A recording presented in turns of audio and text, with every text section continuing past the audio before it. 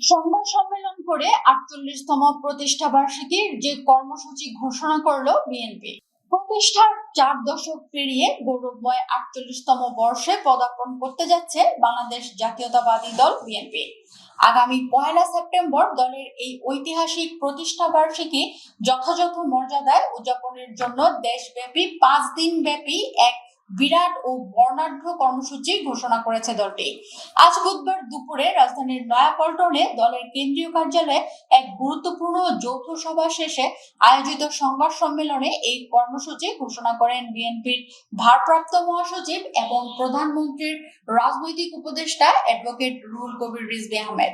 এবারের প্রতিষ্ঠা বার্ষিকীর সবচেয়ে বড় এবং কেন্দ্রীয় আকর্ষণ হিসেবে উপস্থিত থাকবেন দলের চেয়ারম্যান ও প্রধানমন্ত্রী তারেক রহমান।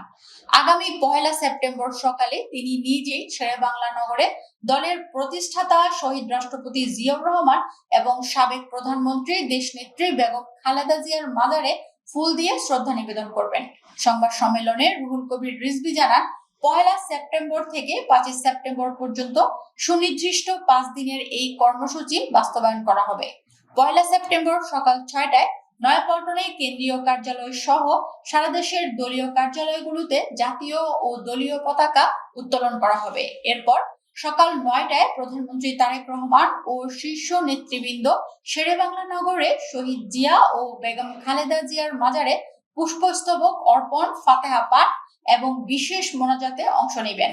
দিবসটি উপলক্ষে দলের পক্ষ থেকে একটি কেন্দ্রীয় আলোচনা সভার আয়োজন করা হয়েছে, যেখানে দলের জ্যেষ্ঠ নেতারা গুরুত্বপূর্ণ বক্তব্য রাখবেন।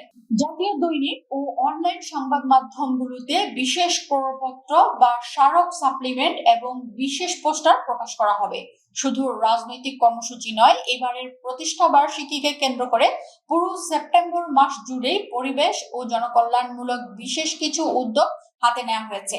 এর মধ্যে দলের যুগ্ম মহাসচিব হাবিবুন নবী খান সোহেলের নেতৃত্বে দেশের বিভিন্ন উন্মুক্ত জলাশয়ে মৎস্যপোনা অবমুক্তকরণ এবং দলের আরেক যুগ্ম মহাসচিব ও পানি সম্পদ মন্ত্রী শহীদ উদ্দিন চৌধুরী এনির নেতৃত্বে দেশব্যাপী বৃক্ষরোপণ কর্মসূচি পরিচালিত হবে।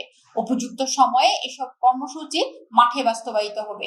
সংবাদ সম্মেলনে বিএনপির প্রতিষ্ঠাতা শহীদ রাষ্ট্রপতি জিয়াউর রহমানের ঐতিহাসিক রাজনৈতিক অবদানের কথা গভীর শ্রদ্ধার সাথে স্মরণ করেন রুহুল কবির রিজভী। তিনি বলেন, জিয়াউর রহমান দেশের স্বাধীনতা, সার্বভৌমত্ব রক্ষা এবং বহুদলীয় গণতন্ত্র পুনরুদ্ধারের অঙ্গীকার নিয়ে বিএনপি প্রতিষ্ঠা করেছিলেন। সংকটময় মুহূর্তে রাষ্ট্রীয় দায়িত্ব নিয়ে তিনি মানুষের ভোটাধিকার ও মৌলিক অধিকার ফিরিয়ে দিয়েছিলেন। কেন্দ্রের পাশাপাশি সারা দেশে জেলা, মহানগর, উপজেলা ও পৌরসভা পর্যায়েও আলোচনা সভা সহ স্থানীয়ভাবে নানা আয়োজনের মাধ্যমে দিবসটি উদযাপনের কড়া নির্দেশ দেওয়া হয়েছে।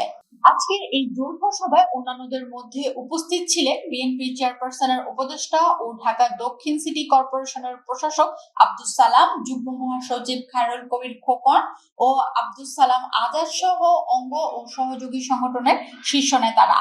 রাষ্ট্র ক্ষমতায় থেকে বিএনপির এই ৪৮তম প্রতিষ্ঠা বার্ষিকী উদযাপন উপলক্ষে পুরো দেশ জুড়ে এখন চলছে ব্যাপক প্রস্তুতি ও উৎসবমুখর পরিবেশ।